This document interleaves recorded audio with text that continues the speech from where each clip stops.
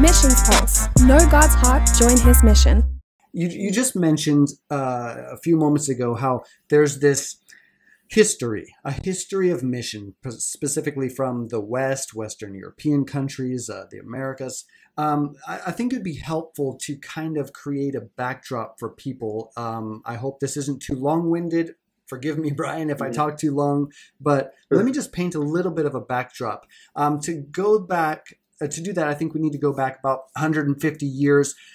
Actually, sociologists refer to that generation who were born from 1860 to 1882 as the Missionary Generation. That's actually what they're called. It has nothing to do with mission. Well, it does have to do with missions, but sociologists refer to these people 150 years ago as the Missionary Generation. Now, their defining characteristics were this idealistic missionary generation. They were social crusades, which led to prohibitionism, workers' rights, trade unionism, and women's suffrage. Okay, notable persons of the missionary generation included, you got C.T. Studd. He's one of the Cambridge Seven who helped spark this missionary zeal or fervor across his own region and nation, and then beyond.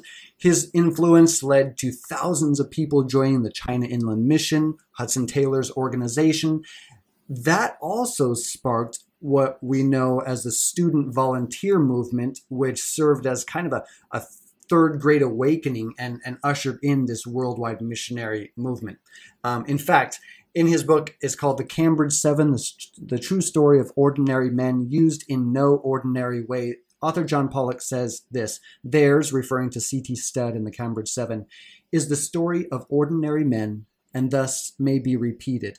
In fact, there's one particular sociologist, many others, but Naomi Riley believes that, and she says this: missionary generation is forming on the children. She believes the missionary generation is forming on the children of the 2010s. And she says, religion is central. They think of their lives in terms of calling and vocation with a strong desire, indeed a sense of obligation to use their God-given gifts and talents to make a difference in the world.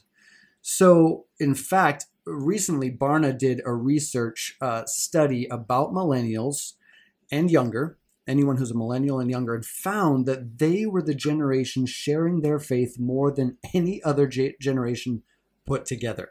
Okay, maybe that was a big backdrop, but here's my question. In light of this reality, this passing of the baton, if you will, in what practical ways would you speak to this generation? Would you encourage young people, homelanders, the missionary generation fervor of millennials to rise up to the Great Commission command, fulfill their missionary call? What would you say to them, Brian?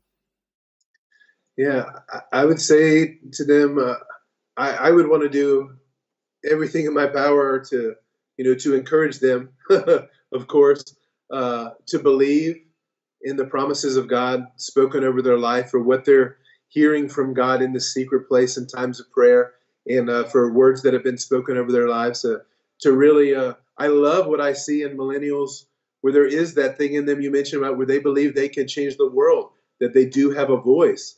And so I would say, yes, you do have a voice. You need to be heard, to keep speaking the truth, and to run, to go for it. And I love that, millennials, they aren't afraid to go. They really aren't. So I want to encourage them that. And what I'm seeing in millennials, the way God's made them, to talk about them just briefly, they do like to go. They do like to explore. And God has adventures for you, I would say to them. He has treasure waiting for you out there to go and to find it. And you're going to go to different places. You're going to see things that no other generation has seen, because the world is smaller now. It's easy for us to get around and to share things. You're going to experience more, and you're going to know when you come to the place that He has for you. And then I want to encourage you to give yourself to that place, to really give yourself to that place, and God will use you. Don't think that it has to be somebody else. Like, if you're praying for a move of God in a place, if He's put a nation on your heart, don't think someone else is going to do it. You go for it yourself. So that's what I would say to them. I love that. Take heed to the words of Brian Britton, if you will. If you're a young person watching this, hey, you do have a voice. You do indeed have a part to play. Missions Pulse. Know God's heart, join His mission. This podcast is powered by Within Reach Global. Subscribe, watch, and listen on YouTube today. Visit missionspulse.com.